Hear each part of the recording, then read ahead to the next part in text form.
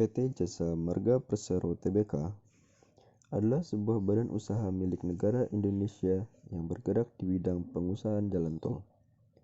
Perusahaan ini dibentuk pada tanggal 1 Maret 1978, tidak lama setelah jalan tol yang menghubungkan Jakarta dengan Bogor selesai dibangun. Hingga akhir tahun 2020, perusahaan ini memegang hak konsesi atas 34 ruas jalan tol sepanjang 1.603 km di Indonesia, yang pengoperasiannya dibagi ke dalam 3 kantor regional.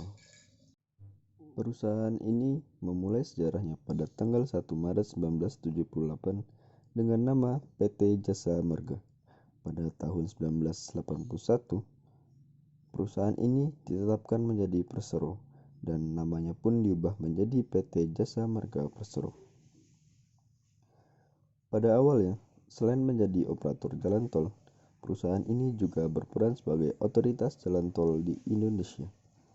Hingga tahun 1987, perusahaan ini adalah salah satu penyelenggara jalan tol di Indonesia. Perusahaan ini pun mengoperasikan jalan tol pertama di Indonesia, yakni Jalan Tol Jagorawi Jakarta Bogor Ciawi, mulai tahun 1978. Pada dekade 1990-an, perusahaan ini lebih banyak berperan sebagai otoritas yang memfasilitasi investor-investor swasta dalam mengusahakan jalan tol.